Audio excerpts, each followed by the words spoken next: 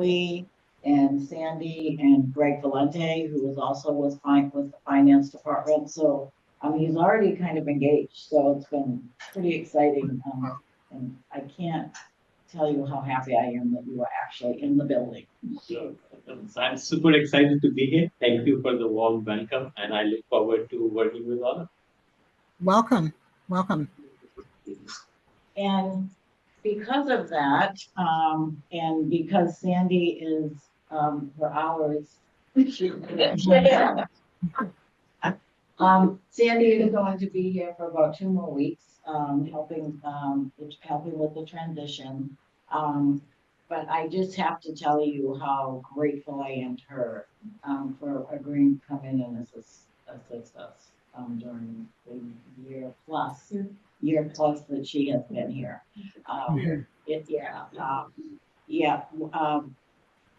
As you know, Sandy worked with me when I was in Marysville. She was my finance director there, and she has worked with every director to kind of turn this place into really kind of well-oiled machine on the financial side. There's a lot that still needs to be done, but the work that she has done in working with the board, making sure that they're comfortable with the financial situation, and also with the departments, making sure that they have what they need to do that job. I don't even know what more I can say. I'm just so grateful that you came on and helped us. You sound like I did a lot more than I think I did. You did a lot, yeah. It took everybody. Mm-hmm. I really appreciate working with everyone and getting to know you and how smart you all are. And without your knowledge, I don't think I could have given you what you just said. Yeah. Well, it has been an adventure. Both Sandy and I didn't come from housing authorities. We have learned a ton. And I think in some ways that might have been an advantage because we asked all sorts of questions that maybe wouldn't have somebody maybe wouldn't have been thought of. Mm-hmm. What is CB? Why are you doing it that way? The last thing I want to talk about is the resident services director position. We have received, I believe the last count was like 66 applicants. Wow. So we've been through them. I've narrowed it down to about 11 that I plan on interviewing. And then we'll narrow that down to about 5, somewhere in that 4 or 5, and bring them in for the interviews, much like we did with the other director position. So pretty excited about that. That will round up the whole team. Nice. The other thing that's going on is we are looking at this building and what we need to do to get people back into the office. And so that work is in progress. You'll hear a little bit about that during the budget process. And a lot of that has to do with making sure the electrical system is adequate, that we have adding some cubicles upstairs into that area that has cubicles. And the goal is to make sure that everybody actually has a seat when they get here and they're not sharing space. And so we're working through the details of that. The target date on that is September, after Labor Day, making sure that employees have an opportunity to get through the summer with any childcare issues that they may have and not to complicate their lives. So, and that's all I have on my report today. Okay. Well, offer your report. Thank you, Sandy, for all your work. It's very appreciated. Very appreciated. Okay. All right. Moving on to our agenda. Now we're going to do the approval of the minutes for the regularly held meeting on May 27th, 2025, and the special board meeting retreat held on June 13th, 2025. And I just need to call for a motion. Second. Okay, perfect. Thank you. Next, we're going to talk about the consent agenda and call for a single motion to approve the following. Section 8 payments for the month of May 2025. Summary of vouchers for the month of May 2025. Wiggums Hollow Park Agreement. The property lease agreement, EPD, and Pivotal Point LLP. So do I have a motion? So moved. Okay, perfect. Next, we're going to move on to the individual items for consideration. And Yeah. Sure, and it's, you need to call for a second and then call for a oh, vote. sorry, I thought I heard that. My bad. Do I have a second? Second. Okay. Yes, I can call. Do I have any against? Nope. Hearing none, we move forward. Okay. Sorry about that, guys. So the first item for individual consideration is the motion to adopt extension of employment agreement between the Everett Housing Authority and Mary Swenson. Mary, could you please introduce? Yes, so this is an extension of my employment contract to December 31st. We know, we have the executive director interviews being conducted toward the end of August. This will give an opportunity to have that transition period, during that whole process. So I think the earliest, since the interviews to the end of August we'll probably be looking at October sometime to get somebody on board, depending on what their status currently is. So this is basically just an extension of my contract. Okay. Do we have any questions from commissioners? Commissioner Perez made a motion, Commissioner Manzel seconded. Oh, okay. All those in favor? Aye. Okay. Any against? Hearing none, we move forward. Thanks. Thank you. Okay, next on the agenda is resolution number 1617, updating the time, location, and frequency of regular board meetings. Also, Executive Director Mary Swenson to introduce. So when I arrived here, we had, what my understanding is the commission had gone to 24 meetings. So you were doing a meeting a month, plus you were doing a meeting that had some education piece to it. And then that seemed extremely cumbersome as we moved forward. We were having meetings back to back. And then the commission decided to go back to what had happened in the past, and that was 6 meetings a year. I don't think that that's enough meetings. From my standpoint, the touch base between commissioners and myself and the staff to only meet 6 times a year just didn't seem like enough. This resolution basically has a monthly meeting. It's the meeting has been moved to the second Monday of the month. And the reason why that was done is we had several, since I think it was the annual meeting was on the second Monday of the month. The regular meetings on the off months was scheduled for like the 4th Monday, which then ran into holidays. And so then you were having meetings on holidays, and then that was confusing to people because now it was on a Tuesday instead of a Monday. So my recommendation is to go to monthly meetings, have it on the second Monday of the month. The only thing that would interfere with that is potentially Veterans Day that would happen like every 7 years. That is your annual meeting. It's already spelled out what happens if it occurs on that date.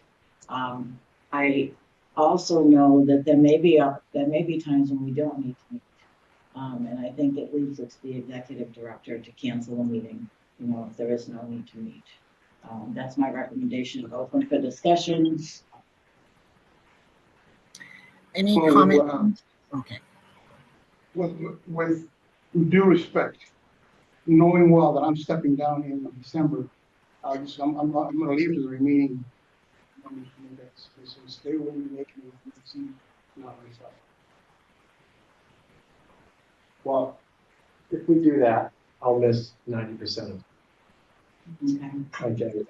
I just went through my personal calendar. There's no way I can make that frequency on that day. Okay. I could do it a different day, but not on this. And that is the discussion that needs to happen. What date works, or what day, what time works, for the rest of you. I mean, that I know that there's been some discussion that like a 4 p.m. meeting works better for some. And I just picked the second Monday because I know you had been meeting on Monday. It seemed logical to me, but it is your meeting, so whatever works best. For the record, the day and the week does not matter for me, but I prefer 12 noon meetings to later in the day. Okay. Any Well, other? this does not, this doesn't need to be acted on today. We can have some further discussion about that and then, put it on the next meeting agenda. It sounds like we might need to have further instructions, so, or discussions if I can talk today. Not really. So let's Okay. just pull it, then we can talk about it further. Okay. Perfect. Perfect. Okay, thank you. Next on the individual, did someone say something? No? Okay. Individual considerations is resolution number 1618, which is adopting fiscal year 2025 to 2026 budgets for housing authority programs. Sandy Langdon to introduce. Thank you, Commissioner Smith. We have Heather's going to pull up the presentation for me and guide us through. So, if you recall last year, when I presented the budget, I did a bid analysis is done by the state auditor's office, and that's on their website, open to the public to do. So I pulled that down recently, the information for EHA, and this where we at. They have changed the format a little bit, so it took me a bit to figure out what they were doing, but they still have the same metrics. Okay, my apologies. We're seeing it on our end and Cynthia and Lauren are not. No. Okay, Heather's getting ready to share it with you. Yeah. Yes. Too many screens. I don't understand 2 laptops right now. Okay. Can everyone see this now? Perfect. Okay. Yeah. Okay, you can see it now. There you go. So, based on our revenues and expenses, EHA is ranked number 7 out of 36 of the housing authorities in the state of Washington. Being in the top 10 is a pretty big deal, in my opinion. So you see where we're at. If you can see this, our financial summary there shows our beginning balances and revenues, as well as those ending balances. The revenues at 80 million and expenditures at 74. You see it breaks that down in the types of revenues and the types of expenditures. And for instance, the intergovernmental revenues at 70% for EHA, that average next to it is the average for the 36 housing authorities in the state of Washington. Mm-hmm. So that gives us a pretty good comparison that we're basically in very much within the average, a little bit above with what that breakdown categories in the revenues and expenditures, which isn't uncommon for the same type of, we're all in the housing business, so housing authorities have pretty much those types of revenues and expenditures. But it gives us kind of a good gauge. Next slide. So this is the 4 indicators, our cash balance sufficiency. That's our ability to have a cash balance to cover, I believe, 60 days of expenses. And we're sitting good at this point. And before I forget, this information is 2 years lagging. So this is for 2023. That's about as quickly as they can get things up, right, Kimberly, because of how they do the audit. They pull this information from each of the audits that are done. The enterprise fund cost recovery, that's pretty much our looking at, for instance, our properties are as a whole, do we have enough sufficient revenues to cover the expenses or the cost? Are we being able to do that? So I think we were getting close when we looked at this last year. We fell a little bit more. And that's kind of where I talked about, we still need some With having all the right directors in place now and taking a look at more how each property functions, we're gonna be able to change that. Like it's coming down a little bit, but it's still flattening out, and hopefully that will go up in the next year or so, based on the information that I know that the team's working on. The debt load, because we have had some new debt recently, that hasn't been able to be calculated. So they're saying it's indeterminate at this point. The current ratio is the ability of our current assets to cover our current liabilities. We are above the minimum requirement of 1, so we're at a good level. It's always nice to have that little bit more just as a buffer. Like I said, those are things that we can work on and work towards, especially with some of the policies we need to set in place. Love this slide. Questions so far? I love this slide. Gives a nice overview. I do too. It's a nice little dashboard, right? Yes, it's perfect. So next slide, these is go over some of the assumptions. These are assumptions we made in our salary benefits as putting the budget together. As you recall, we did a salary survey, and then we implemented a step system. So this budget will provide a full year of that step system. We do have our Teamsters CBA, which expires the 30th of this year, still under negotiations. So that always becomes a little tricky when you're trying to do a budget, because you don't know exactly where that's going to end. The pension rate, we're going to thank the state of Washington for this change. They were having trouble balancing their budget, so they reduced the pension rate almost by 50%. So that had went from 9.11 to 5.58%. Had almost a $400,000 savings to the annual budget. L&I also, not also, they changed their rate, yes, but they increased it. So there's a 3.8% average increase, almost a 50% increase in the rate for our maintenance crew. Health benefits, we again are under a new plan. A plan that we've moved to. We're not sure where that estimate's going to be at. We did have a 12% estimate last year. I stayed with that increase just to make sure where we're at. Our HR department gave me some information on PEB and how that's increased over the last 4 years. Because there's I think there's 20 different plans that they were all over the board. Some were up, some were down, and some had a 22% increase, some had a decrease. So I thought 12% might be good. We won't know until around September. That PEB is under the state budget, so they are under some mandates to make some decreases also to meet. I want to say it's 3 to 6% decrease in their budget. Not sure how that will affect us. It really shouldn't, because it's more on their employees that work in the PEP program and their expenses. And you never know what's going to come out of that. And moving to a calendar year budget is going to really help this, because we'll have those estimates before we're on fiscal year. We don't get them until after, after fiscal years.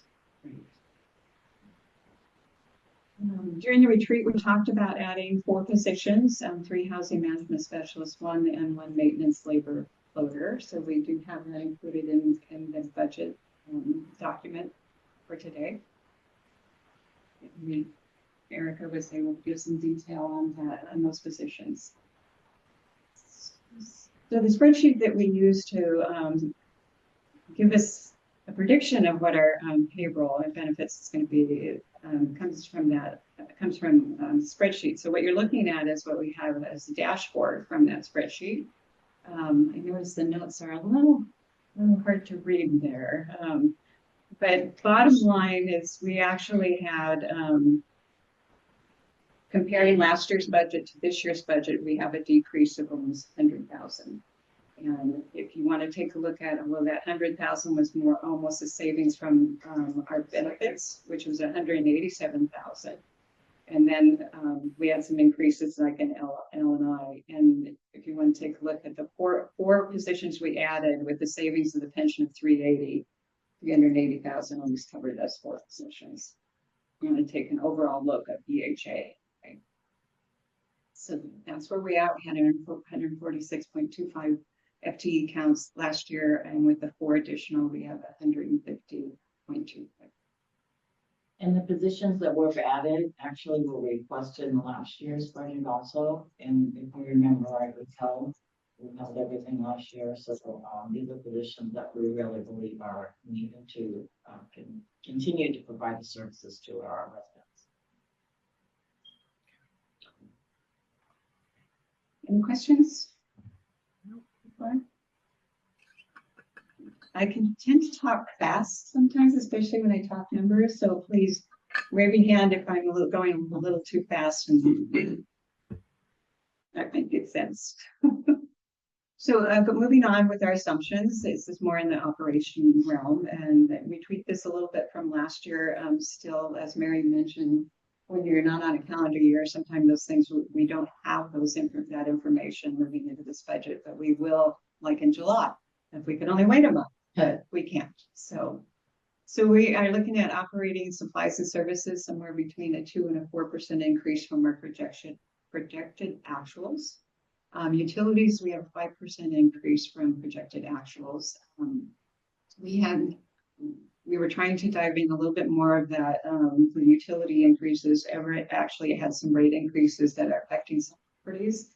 Natural gas did also, but they were some were all overboard again, kind of like the PEB insurance. Some were up, some were down.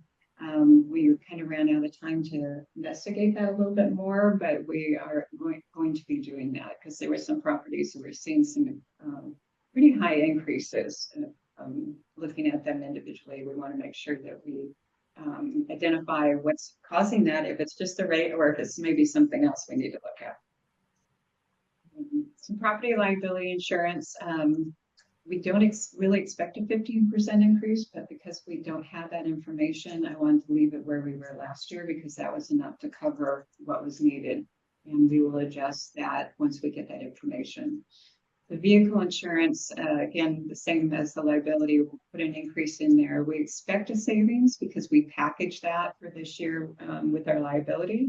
I think Kimberly's staff projected about 27,000 annual savings for that. So until we see that invoice and see where it lies for each of those property impacts, I kind of want to leave our estimates and assumptions there, but I anticipate it'll be less than what we projected. Any questions so far? Okay, thank you. So quite a few of these requests, I think actually all of them, we talked about in the retreat. We have a status of where we are in some of those. We tried to include the majority of those in the budget based on the conversation from the retreat. We have a few that we're going to review for funding, and that includes the family day and updated community rooms, where we were seeing some options of some volunteer work or supplies, which is great. This is also an area that once we have a resident services director on board, they will have the ability to go out and look for donations for a variety of things. They'll also have the opportunity to do some grants and manage those grants, and then look for partners, whether it be, POA or Boys and Girls Club, whatever. There's several partners out there that we could be partnering with. We just don't have the staff to make sure that that is done properly. Yes, we'll hopefully get that taken care of when we get it. So we move along. Yeah. The budget manager, I don't think we mentioned at the retreat, was actually been approved in the 23-24 budget, but have not been filled. So that continued to be in last year's budget, and we rolled it over into this year's budget. So it was approved back then. The P card program, we believe that most of that could be staff time. P card programs is basically a cashback credit card. So we hope that it doesn't cost us, but it actually we make money off of it in a sense. Based on City of Everett's program, they receive over 100,000 a year cash back from their P card program. So don't anticipate maybe that much, but we can always try. And that money is not in the budget because we don't know what that is yet. The boom lift and the consulting clean buildings, those amount of dollars we need to review for funding. We potentially have some reserves that can maybe cover that, but we want to review that a little bit more, to see what it is that we really need to dive into and how we take care of those needs.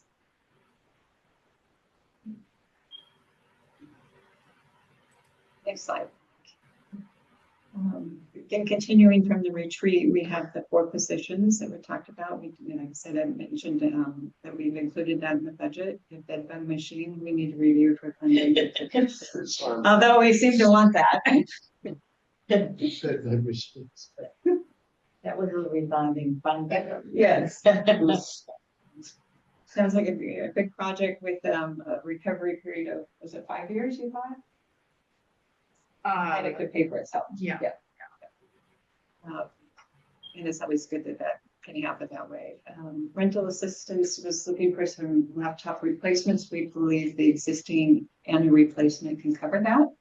And then workspace additions, you talked a little bit earlier about this, expanding Colby's workspace to bring those people in. We have to upgrade the electrical to accommodate that. So that's included in there, and we do have that included in those budget. Since it's going to happen in a few months. So if Kristen doesn't mind, we didn't talk about this in the retreat, but this is some of the properties, NCPs, that was capital projects. Oh, yeah. Yes, improvements. I can't remember. It's kind of like an NCP, is that what it is? PCA. Okay. I had to write it wrong. The wrong word.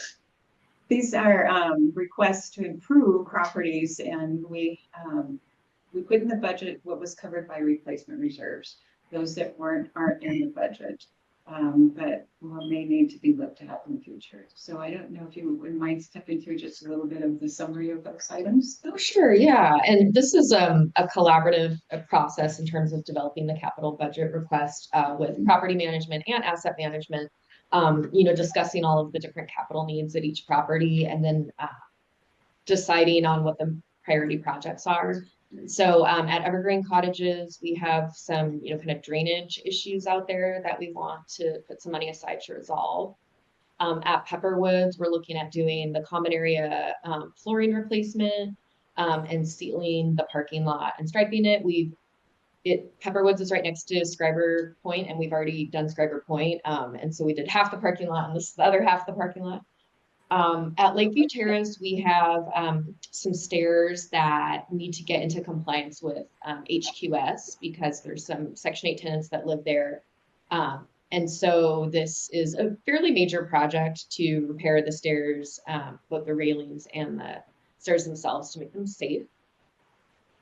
At Royal Oaks, we sort of recently reviewed the property's capital needs more holistically and have a couple projects on here to address some of the ongoing items that we've had. So there's numerous areas of wood rot where we need to replace the wood exterior to the building. And then with roof maintenance, this is something that we'll be working on together in terms of implementing a preventative maintenance program to take care of all of our roofs.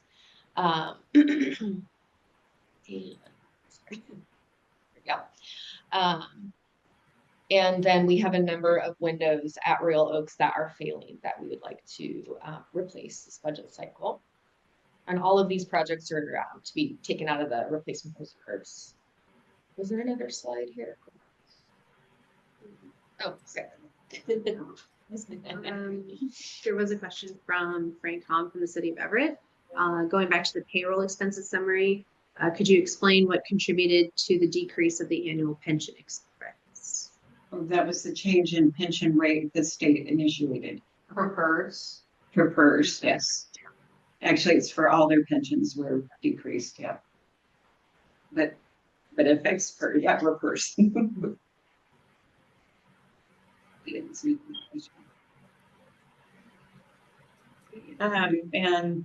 there's the budget. So, this is the proposed budget for ending June 30th, 2026. We did do a 12-year budget as recommended by Craig, actually. And then we can come back, as we'll do our conversion to the calendar year, tack on those 6 months to get us to the 18-month. It's hard to, it's difficult to put a 12-month budget together. And looking out the future and to do another 6 months on top of that, it might be easier as we move into a few of the months, especially with some of the unknowns that we might not know until September. And one of the things is that with all budgets, I look at a budget as something that is really fluid. And then things change, especially with the environment that we're in right now. We don't really know what regulations or regulatory changes are coming down the pipe. We need to, have the budget needs to be a fluid document. So the other thing that I'm actually really excited about that it's an 18-month budget, like at 6 months, it's going to be a great opportunity to take a look at this again, because you're going to have a new ED that has going to be hired in the middle of that process. You also have a finance director that will be on for 6 months at that point. So it's like the perfect opportunity to have another look. There's also a few other things that are going on, where there's a lot of things that this agency doesn't have that I believe that they should have. The preventative maintenance pieces, the reserve policies, things that the board, should be involved in setting. And so you'll see more of that, once you have a finance director and your ED kind of delve into some of that a little bit more. Some of those were also mentioned in the EDO audit, which Jeff has had the opportunity to look at and is actually pretty excited because it's a real roadmap for him as he moves into the position. Question. So the previous slide, different tasks on it and different things that there was mention of replacement reserves. And is that like count? Is that? Yeah, it's actually a separate bank account, really, that each property has its own reserve, replacement reserve.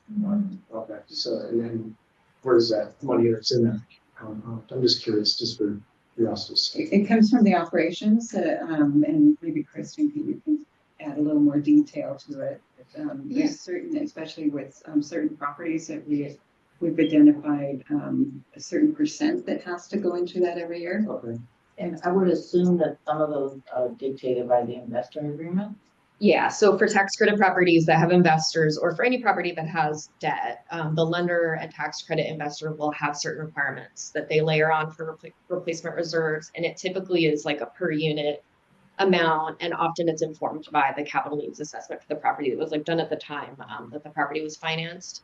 And so we at least have to meet, the minimum that's set by our investors and lenders. But in some cases, if we assess the physical needs of the property and determine that the property needs us to be depositing higher amounts into the reserve for the capital needs, then we'll deposit additional, and then that is considered, unrestricted in terms of our lenders and investors, but we set it aside for capital repairs. And so each property or group of properties has a replacement reserve and makes replacement reserve deposits from operating. And it's considered, if the required amount is considered an operating expense, because, we have to set that aside for all our agreements. So it is reflected, it's reflected in our net income for each property.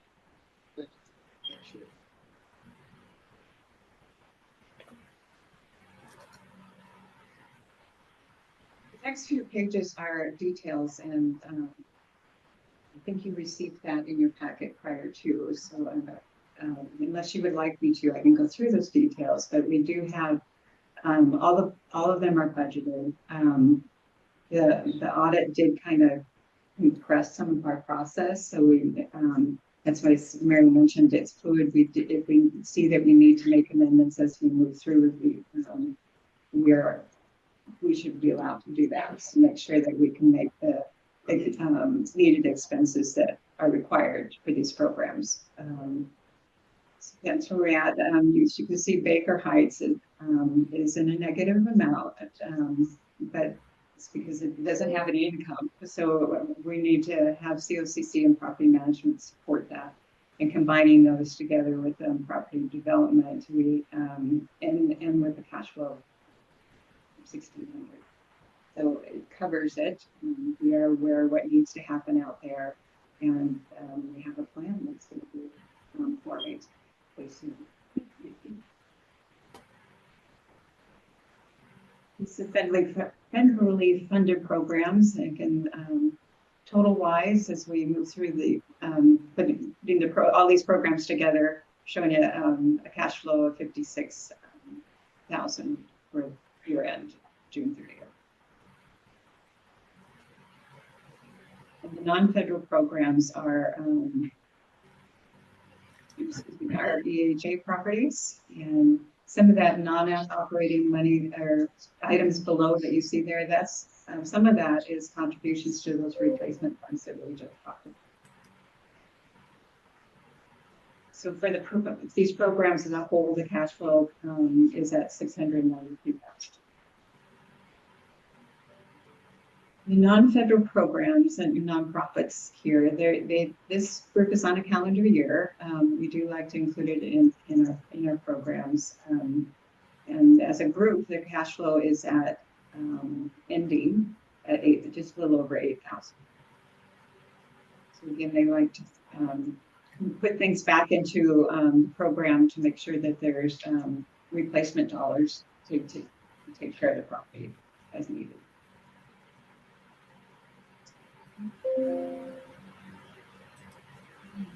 Christy, can I ask you to talk about this? Me too. Yeah, so this is something that's actually a responsibility of Everett Housing Authority as the Section 8 PBB contract administrator. So it's really kind of like in Melanie's kind of side of the house.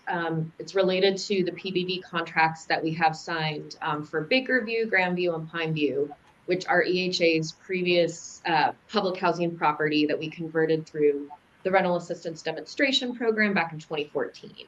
And so as the PBB contract administrator that is providing the rental assistance to this property, we are required for our board to review annually the budgets for these properties and information about the replacement reserves. And so we've been doing this because our tax credit budgets are included as a reference when the board passes the budget in June every year.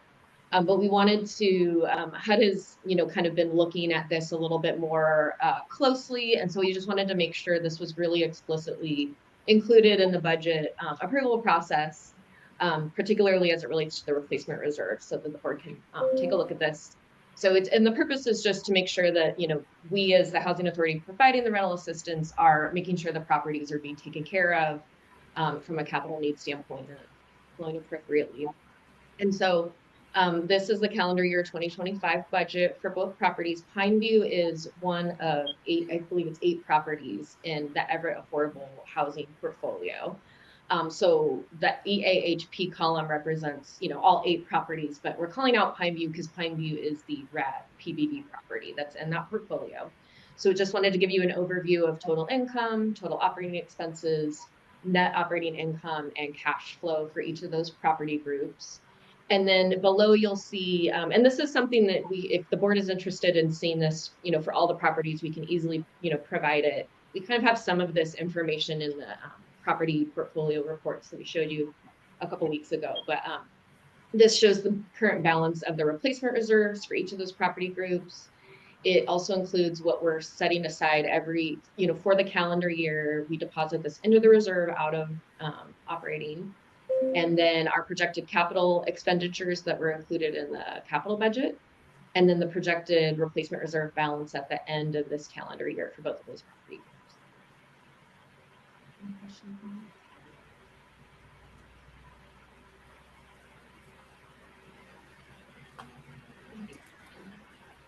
It's a slide that I am so happy that we can finally get to.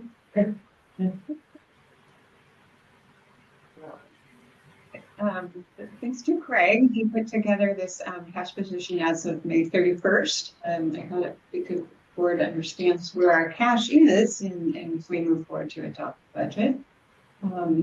But unrestricted cash is the first grouping that we have, and we have general cash, which includes our EHA general payroll, MTW and replacement reserves. And we're looking at ending May at 3.7 million. The property cash are those individual properties that we group together. And as of May, they're at 8.5, a little over 8.5, excuse me. The HCV cash is just a little bit under 2 million as the end of May. So a total unrestricted cash of just 14.2 million. Restricted cash is due with our like security deposits, our replacement reserves. There's another category, but I can't think of it right now. That is related to the properties. So that property related has those escrow, I think, is looking at 15,165 as the end of May. Our Section 18 disposition proceeds are a little over 10 million. And the HCV cash for FSS, the forfeitures and emergency housing, is at 242,000. So total unrestricted cash as the end of May, or excuse me, total restricted cash, sorry, at 25.6, almost 25.7 million. So it gives a good summary of where our cash position is, including all our activities for EHA. Any questions regarding that? I can just add one more thing too, just related to the replacement reserves. So up there under unrestricted property cash replacement reserves, that should be the amount that we have set aside for replacement reserves that's not restricted by lenders or investors. So that's one bucket.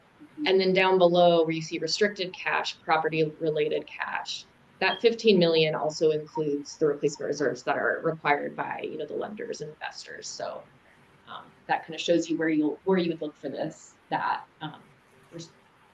bucket. Thank you. Before I forget, the presentation I know wasn't in your packet, but we will provide you access to that, so you have that too. Great.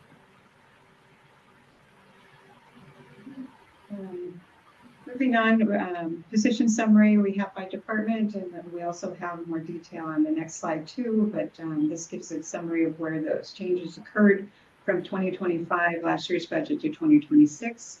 We had a lot of movement around within some of the departments and some position change, but the net effect was the 4 that we're looking at adding that we talked to, that we mentioned before. So moving from the 146 and a quarter to 150. Our largest department, housing management, which can be understandable, at 61 FTEs, 41%, that's total. Next slide provides the breakdown by position and how many people are in those positions. So that gives you kind of how everything lies in a sense of that grouping for the departments.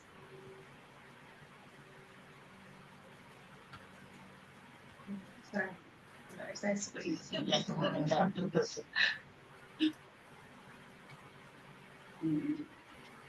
Any questions on the positions and FTEs? No, great detail. Thank you. Next is some budget notes. EHA's core operations, and of course, our voucher program, our wholly owned properties. Tax credits again are on a calendar year. We're going to take that out in the next budget. What we have to do. We're all going to be on a calendar year. We operate on the fiscal. The EHA operates on the fiscal. That's where we are now. But we're going to do the conversion starting as of January 2027, as we are first full calendar year.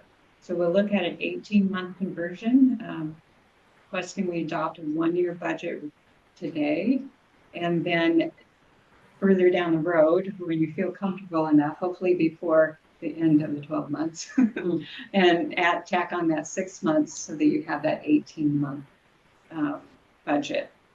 So we will actually be doing financials for 18 months. And we thought keeping that in unison would probably be the best way to do that, to move forward on this. So that would be my recommendation anyway. It's gonna be so nice to be on an annual budget. Because we have audits like all the time, you know, and it's just like you just don't have any time to do any planning because you're constantly audit situation. I also mentioned that our hard annual plan was just approved for 18 months. So they approved our plan for 18 months, which is a big deal too, because like Janina was telling me, we would have started the process already. Yeah, we were about 4 to 6 months back to kind of do all of the like resident and public engagement and planning, and so we would have been doing another budget process or planning process. Okay. Yeah. HUD is still in the process of changing, updating our reporting to an 18-month so that we can make that conversion. And once that happens, then we're kind of heading down that road. As we end this fiscal period, June 30th, 2025, that still has our audit for the 12 months. So we're going to still see an audit beginning in November when we have to file. I think, is it November that you have to file with the state? Yeah. Yeah. And then they'll come back in February or so for that audit for the 2025. After that, then we won't see them for 18 months. And so, nice. In a sense, hopefully a little breather for us to be able to catch up. 18 months. Any questions on that? Love the new format. So, the authority at EHA administers over 3,700 housing choice vouchers. I didn't have the exact numbers, but it says there's a lot, right? Mm. And we participated in the Moving to Work demonstration. I can't remember when we actually, is that 22? Yeah, we started using CMM with HUD. Mm-hmm. So still fairly new, but working through and seeing where that flexibility is. We have to adopt some type of budget by June 3rd. So if you want to make suggest any changes into what I presented, we can do that as we got, but I encourage you to adopt something from today. Yeah. That's my presentation. Thanks, Sandy. Thank you very much. So with that said, I'd like to call for a motion to approve the proposed 2025-26 budgets.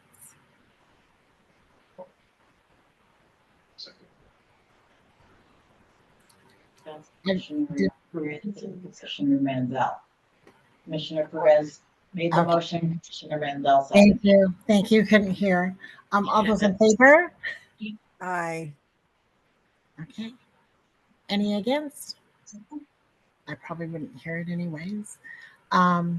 So then we will move forward on that. Thank you.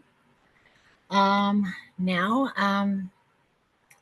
I know that we did not adopt resolution 1617. So I guess the next regular meeting of the Board of Commissioners will be to be announced. I think, Chair Smith, I think I included language in that. We included language in the cheat sheet that had like a. Okay, thank you. Okay, okay.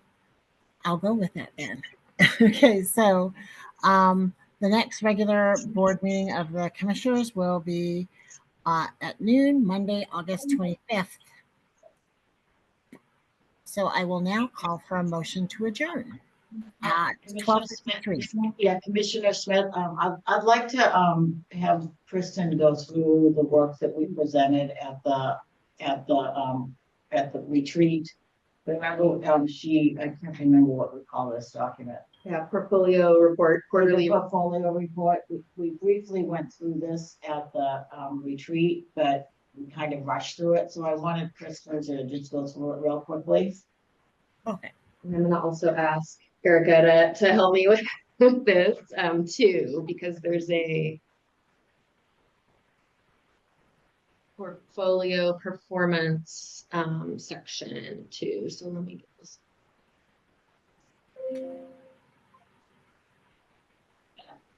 Okay, so this was the document that we handed out to the board at the budget workshop a few weeks ago. I also emailed the PDF to Heather, so if anyone would like to receive it electronically, you can also get it that way. There are no changes since the version that you saw at the retreat, but I know we didn't have a lot of time to go through it. And so as we were talking about, last time, we have one page for each portfolio grouping. And the sections are on key performance metrics for the properties, key financial metrics, and then a budget variance analysis. So starting with the tax credit portfolio, and this is a quarterly report. So for the tax credit portfolio, which is on a calendar year, it covers Q1 of 2025, which is 3 months worth of information. There's 1,056 units at this portfolio, and Erica, I have this print too. Sure, yeah. Sorry. What I really need is my notes, which Oh. I don't have. Oh, That's okay. I can and give you a good kind of summary of what we're looking at here for the property performance aspects. And what you'll probably see as we go through each of these tabs for each portfolio is sort of these themes pop up where you see red. Red is not good, obviously, everybody knows that. And so I'm just going to kind of draw your eye to those, because what we're seeing with regard to things like physical occupancy, number of unit days leased, and routine work orders and average days to re-rent units, sort of align with the things that I spoke about in the board retreat with respect to staff turnover, with respect to the need for having processes in place, so we're really clear on what the priorities are for these properties, and really just aligning our onboarding, so staff know when they are starting to work on these properties what these bottom line numbers really mean to us when they're carrying out their work. If you're going into a unit and you're just sort of doing the unit turn, sometimes that connection's not made, and so we're really seeing a need to be able to communicate that up front. And I think you'll see as we go through these tabs, the red is sort of kind of aligned as we go through. So I do want to point out something with let's see, there was one, tenants with delinquent rent. So tenants with delinquent rent, we are looking at the number of tenants with delinquent rent, not the amount of delinquent rent. So that's a distinction I think that we need to make, because you will see red in some of those. And so that could be, I checked up on one property recently, and it was less than a handful of tenants. It was like 2 or 3 tenants that had that delinquent rent. So it's not always that we have high numbers with rent collection. It's the number of tenants, just something to keep in mind there. And so, yeah, as Erica said, we have the metric, it reflects how the portfolio is performing. The target is where we want the portfolio to be. And then the percent target is how the property is performing compared to target. And then there's a should be column that talks about whether we want the metric to be, above or below 100%, basically. And then on the far right is a description of what the metric represents. So as Erica said, like physical occupancy rate is the number of unit days leased divided by total unit days. And so like in this case, the tax credit portfolio is at about 97%. Target is 98%. And so the portfolio is performing at about 99% target. So pretty close, but just a little bit under.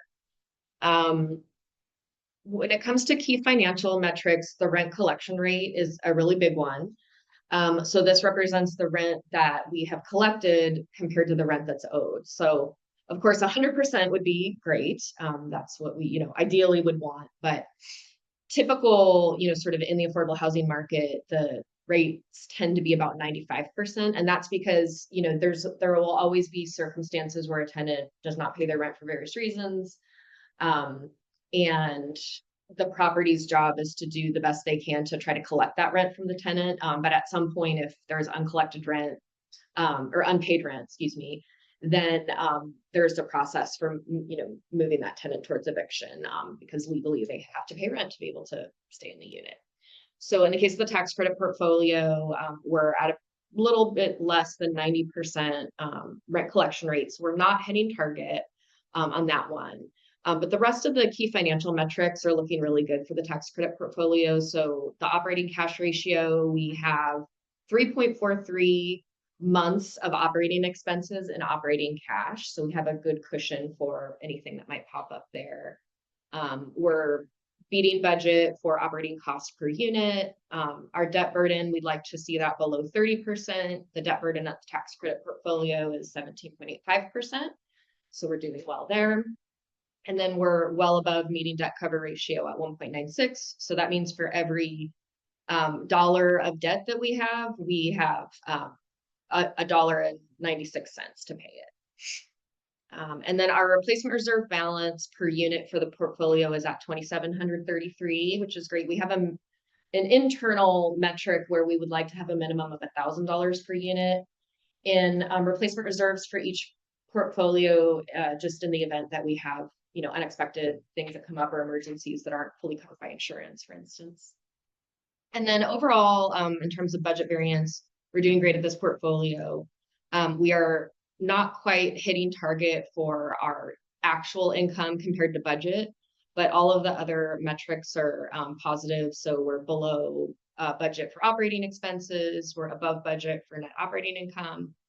We're right where we need to be for debt service. That one we want to be 100%. And if it's above or below, then we just made an error in budgeting. And then we're above budget for our net cash flow at this portfolio. And just another comment here, the net operating income is, total income less total expenses.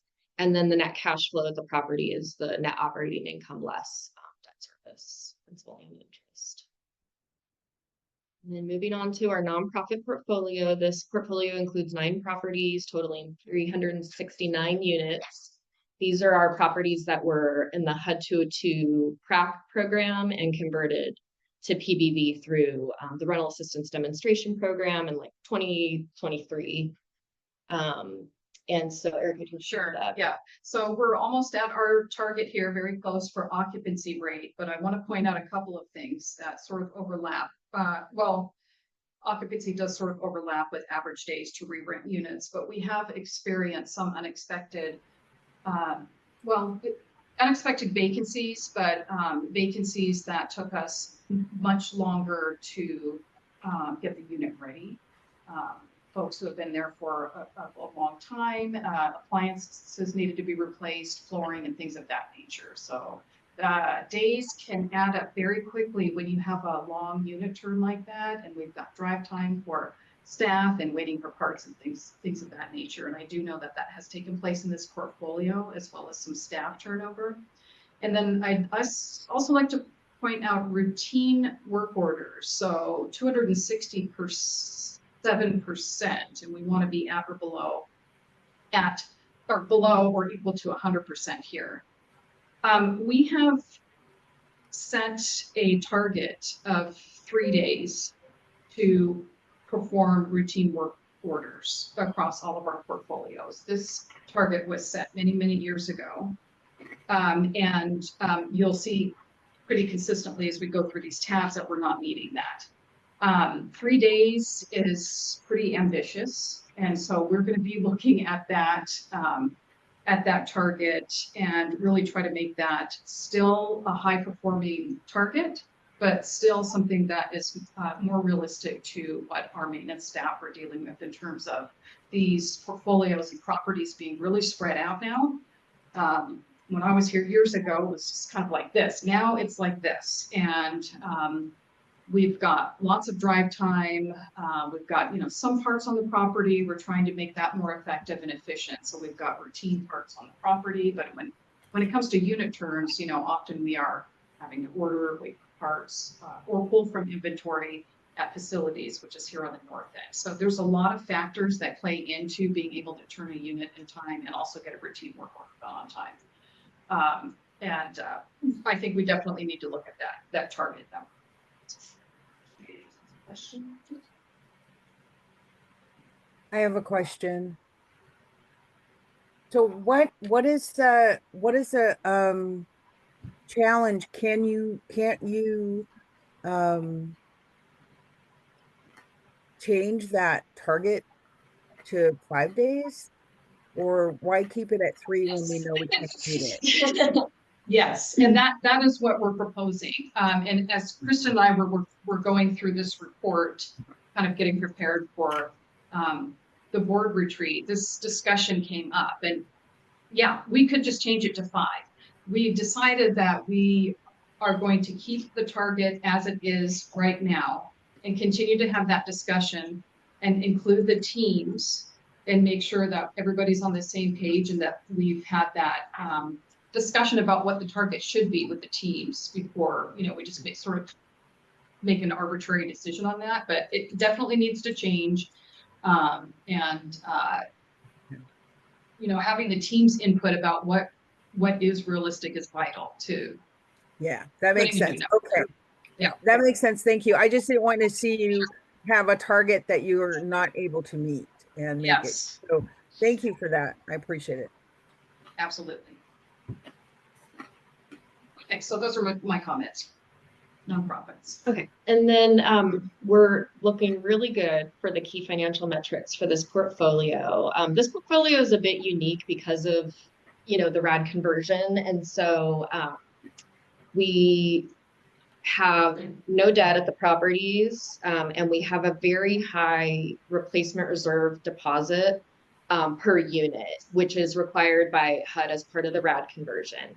And so what you'll see is that, for instance, our target operating cost per unit is $15,305, which is very high. That's our budgeted operating cost per unit, and it does include our replacement reserve deposits. And so we are actually beating the operating cost per unit, which means, we're still depositing the required reserve every month, but our operating costs are lower than what we budgeted. So that's sort of what you're seeing there in terms of why the target at this portfolio is so much higher than you'll see at the rest. We're beating our rent collection rate target by 4%. We have at least, the 2 months of operating expenses and operating cash. Debt burden is 0, which is great. But then in exchange for not having debt at the property, we have the high replacement reserve deposit requirement. And so as you'll see here, we have an average of $18,210 per unit in the replacement reserves, which is extremely high. And again, it's just because typically what you would see is debt at the property, which had been used to finance capital, like a renovation. And so in this case, we have to just set enough money aside every year to essentially kind of do a long running renovation at the properties. And at some point this may change in the future, but for now this is working well. And then same kind of theme here in terms of budget variance. We're down in terms of total income compared to budget, but all of the other, we're beating budget for operating expenses, NOI, debt service, and cash flow. And I will say, I think what I hope we are able to do is get a little bit more nuanced in our tracking, because right now, Eric and I don't have the right data to be able to see, if we're coming in, under budget for income, is that the result of, vacancy loss? Is that the result of we didn't increase contract rents as much as we expected to? We don't have the data right now to be able to track the reasons behind why we're under budget in that category. And so that's something that we'll be looking into in the future so we can better report on the reasons why that's coming in under budget if it is.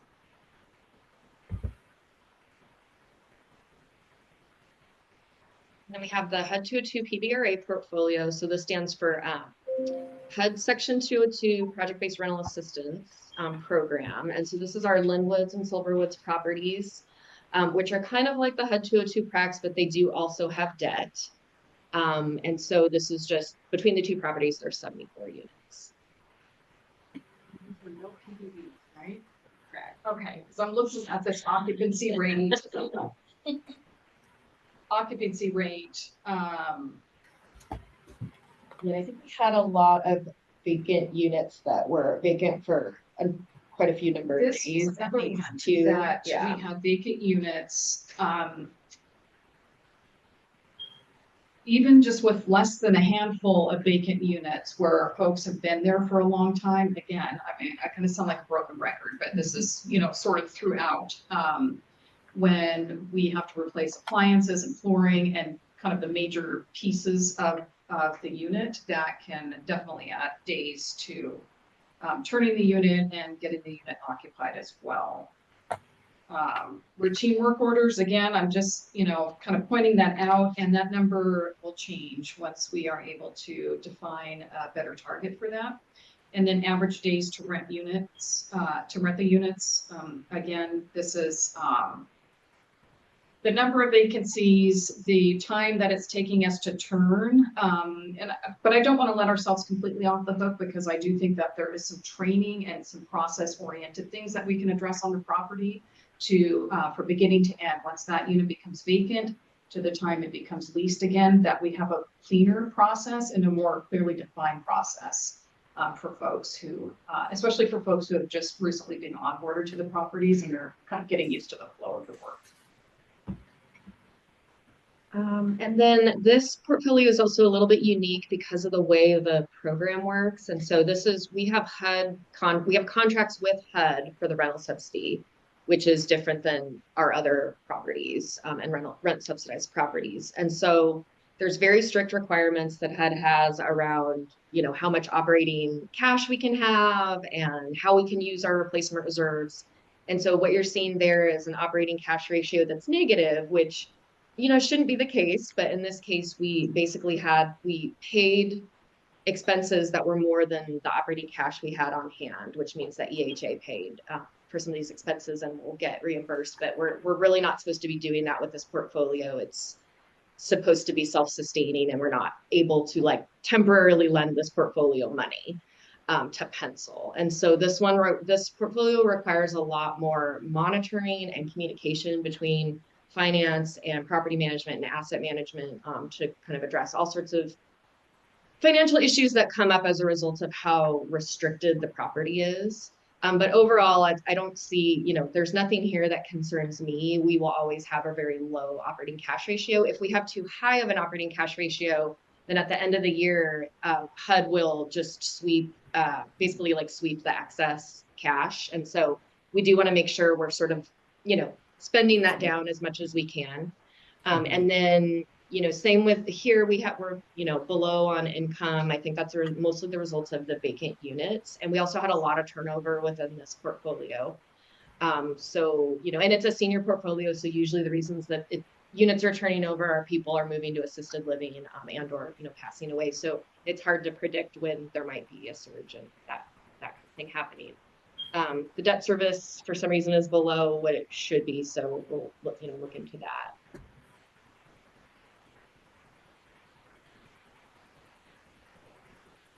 I found my notes. Good thing, because this one has a big one.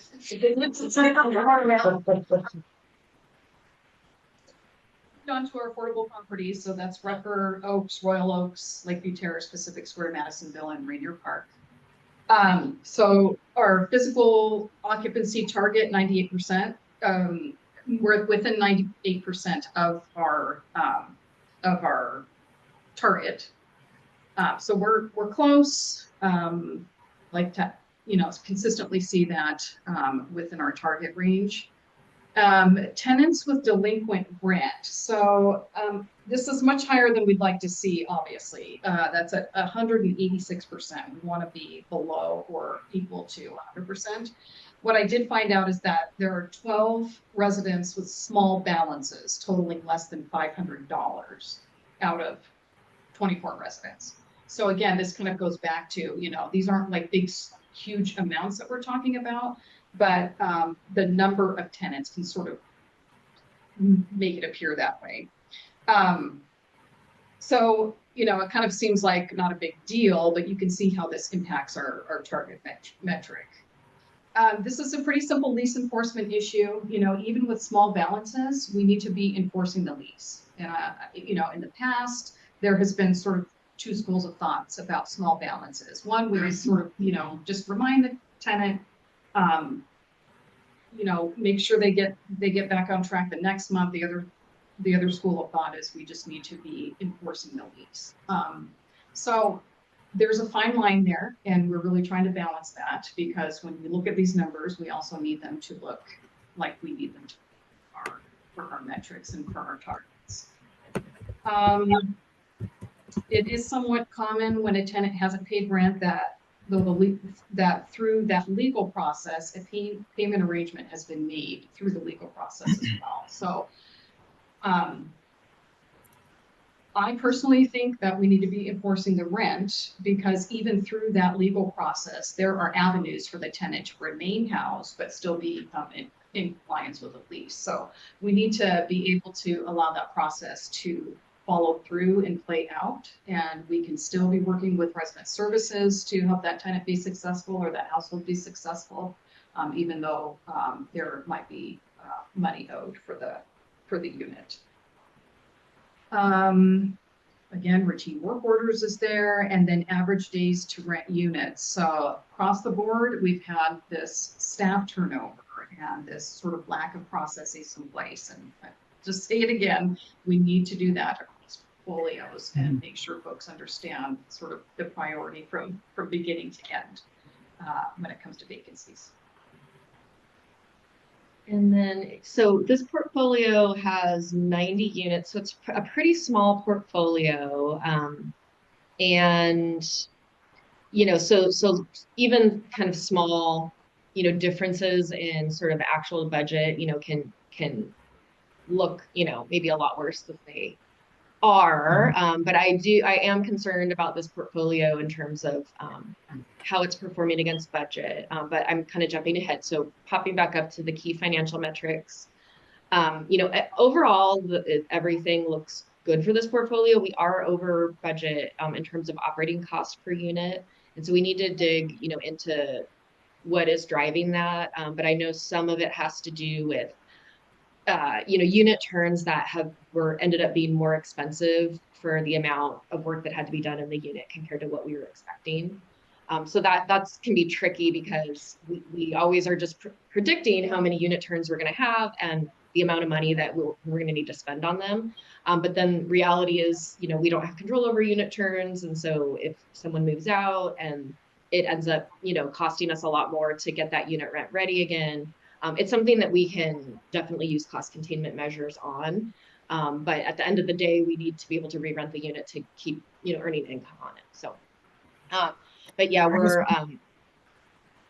I was wondering if, because items can cost differently at different times. So I was just wondering how you guys were controlling that. So. Yeah, I think, a big issue for us right now is flooring replacement. And it seems as though with a lot of our units, we're having, we were doing full flooring replacement. But, the cost of flooring is just going up and up and up. And in some cases, even if we would like to be able to replace the flooring, we're starting to have to make decisions to not replace it and maybe repair it, which makes the unit more difficult to rent. But, sometimes flooring can cost us upwards of almost $10,000, depending on how big the unit is. Yeah.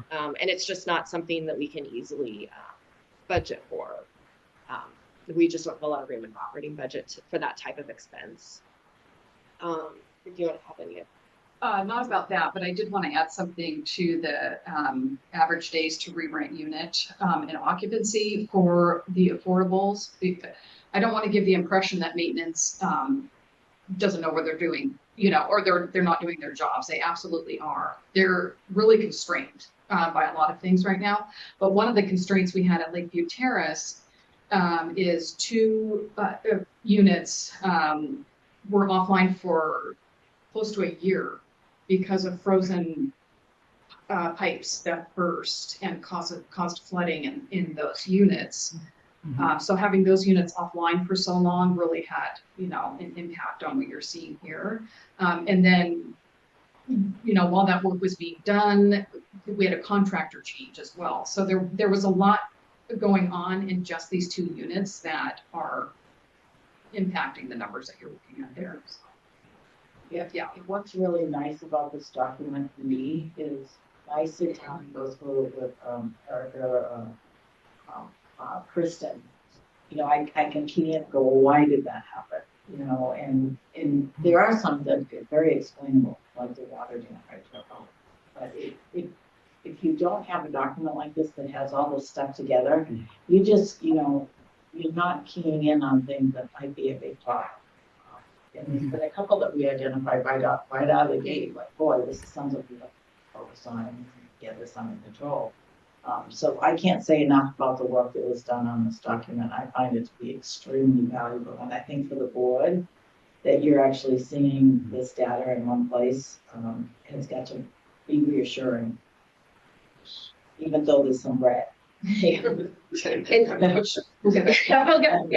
just to add, I think, we related to those insurance claims, there is definitely some room for improvement with our process because I think the work did take a lot longer than it needed to. And with the contractor changes and certain things that happened, insurance didn't fully reimburse us for the cost of that project. And so that's definitely something that I don't expect to see in the future because we are honing in on, exactly the order that things need to happen, and to make sure that just happens.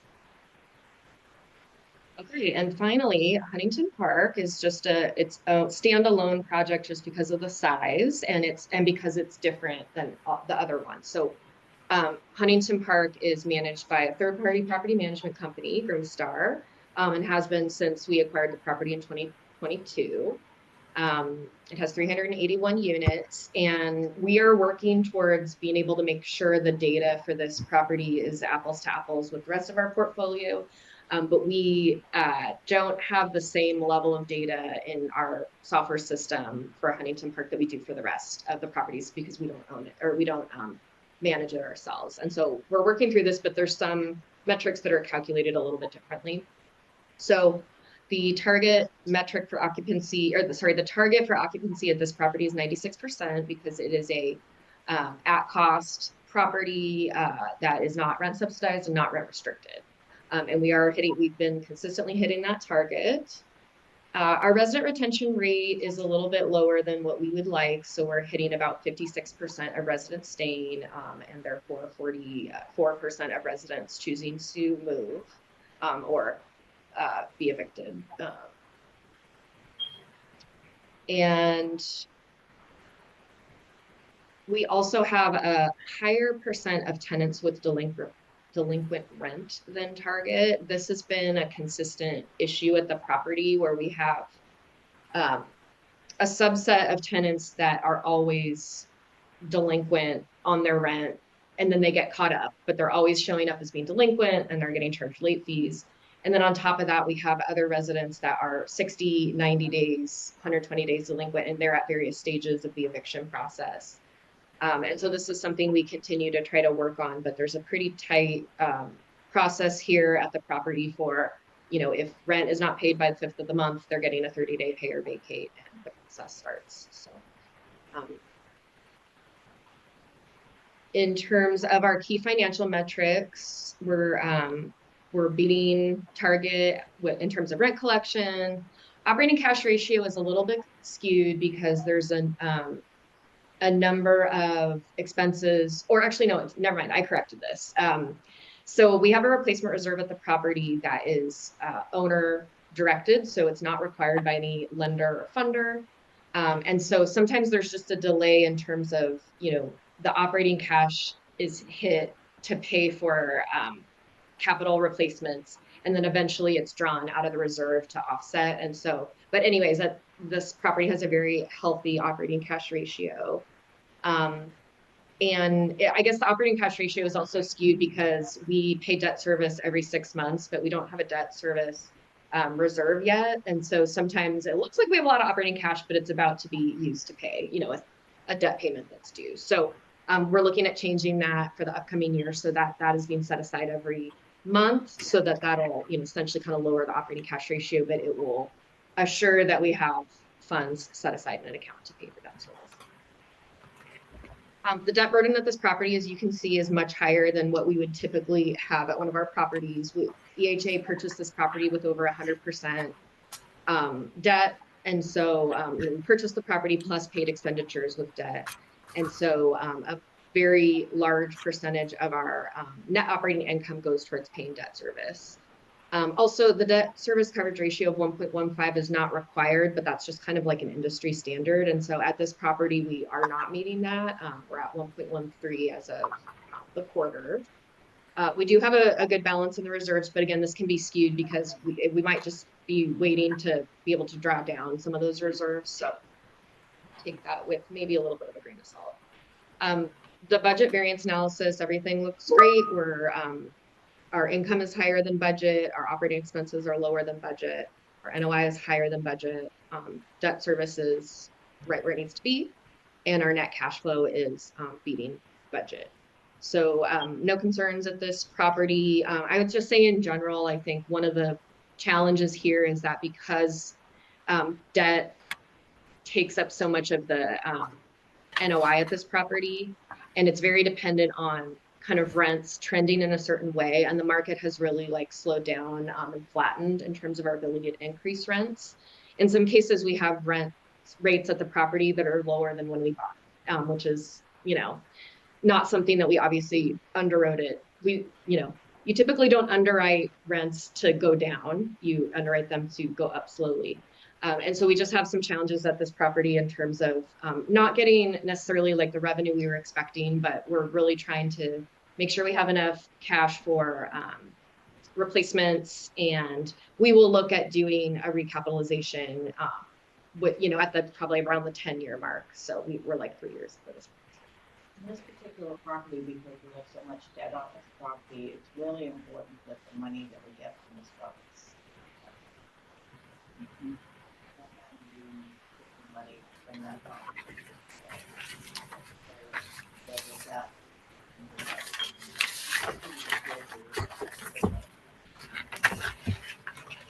And this is just a summary where you can see, you know, there's a column for each of the portfolios. So you can kind of see how the properties are performing like compared to each other in a sense, although, like I said, some of the targets differ depending on the portfolio.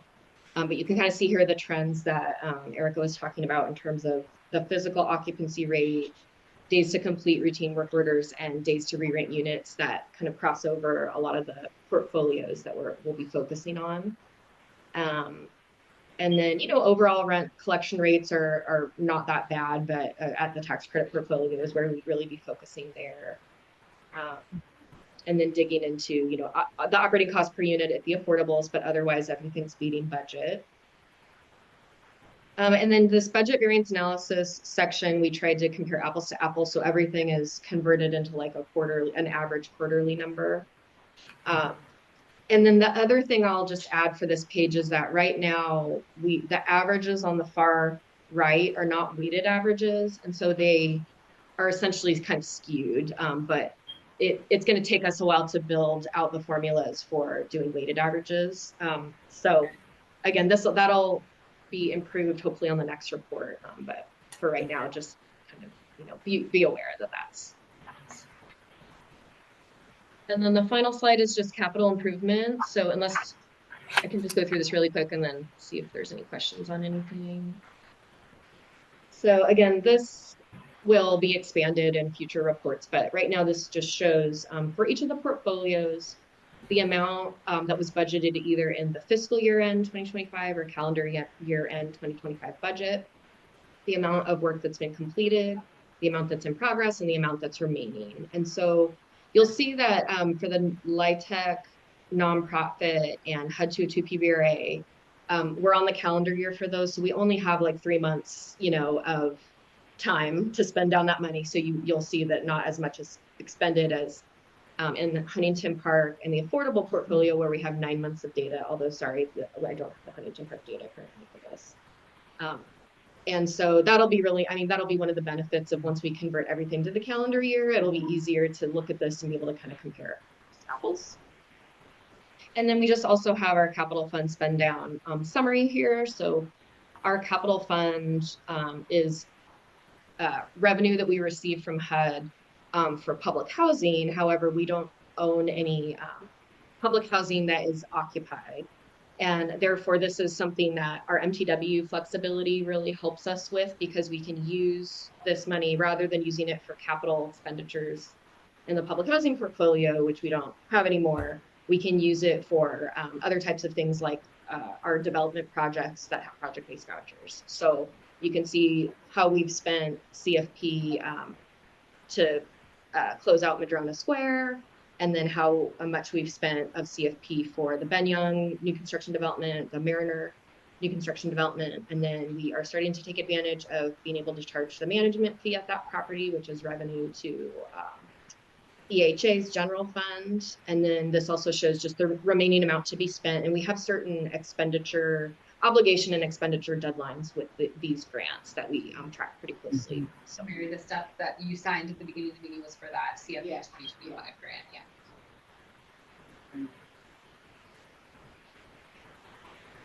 Well, this sure helps with planning. Pretty amazing. I just add one more thing about Linwoods and Silverwoods. I just found an important note I want to do right by property management. And they're really, like Mary said, we're just at the beginning of really starting to dig into this stuff. So when I see a red, right, I really need to understand what's going on there. And some stories are bigger than others. But something that's happening at Linwoods and Silverwoods, these are two senior properties, is each of these properties has a handful of studio units. And those studio units are consistently harder to get leased up because when tenants are offered, applicants are offered a choice of a 1-bedroom or studio, the 1-bedroom is usually chosen, and it's income based. So this is sort of similar to a marketing issue that we're having at Madrona Square with our just tax credit units, where there's no project-based voucher attached to that unit. We're really now having to get creative and start brainstorming and exploring how we better market those units. So those are the sort of deeper layers of conversation that are happening with these harder to fill units. Why are they harder to fill?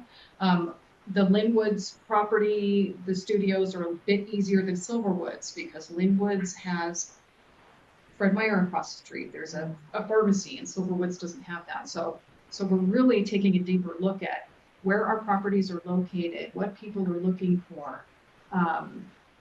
There's just so much to consider when trying to market these units. And this is also a new and exciting thing for us, is marketing. Where, when I was here years ago, it just sort of wait list, just fill from the wait list. And that's not the configuration of our portfolios anymore. So we're tasked to do things a little bit different too. That's great.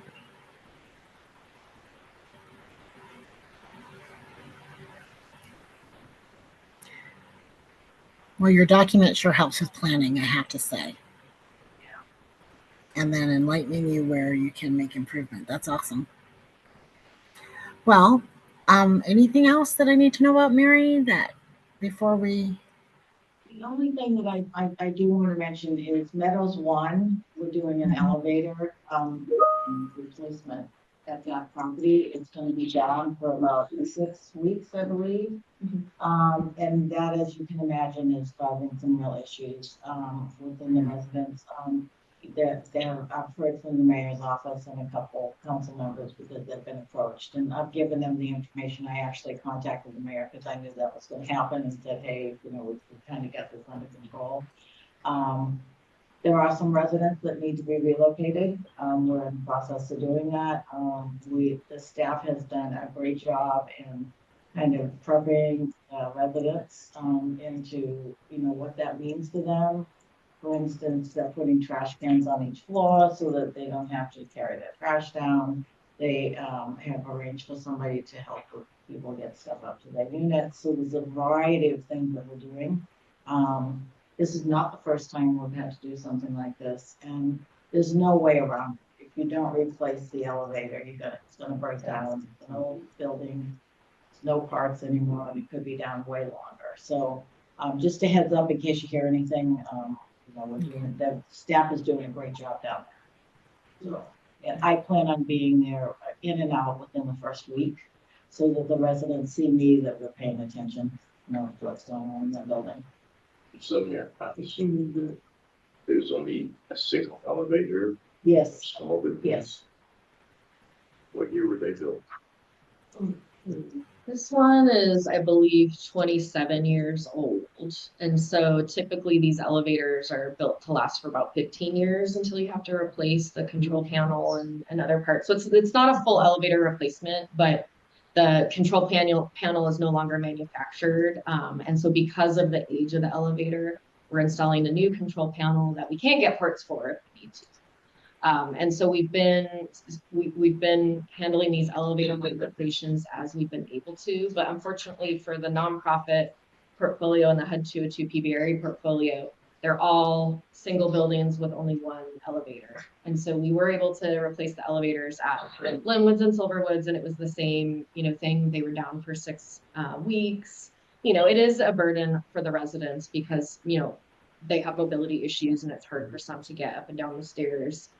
We had researched all sorts of different options, and the best way to do this for this situation is to do a combination of what we're doing and relocate certain residents that are, wheelchair bound, as well as implement, all these other sort of accommodations that we can during the process, and just try to make sure that it's down for as minimal amount of time as possible. But, L&I has to come and, kind of certify everything before we can turn it back on too. 10 stories. Oh, they're typically three stories, sometimes 4 stories. Well done. Question. Where are we relocating these folks to? I'm not sure that we know the exact accommodations, but those accommodations will definitely include a kitchenette style space. So the household or the tenant has cooking amenities. Yeah, so it's typically like an extended stay, Yeah. Type of a situation. I know that property management is looking into any other units within that group of buildings that have our ground floor that could be temporarily used. So we look at a couple different options. And we've alerted the fire department. So they know that this is going on in case of this. Thank you. I've seen them at Baker View caring. Any more comments? I think that's it. Okay, just making sure, because I can't hear everybody, so. Yeah, okay. So the next regular meeting of the Board of Commissioners will be scheduled for noon, Monday, August 25th, 2025. And I need a call for a motion to adjourn.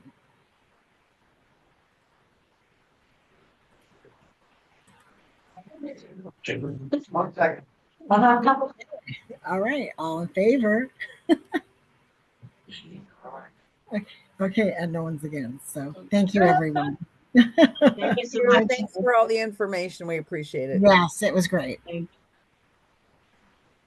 Bye, everyone.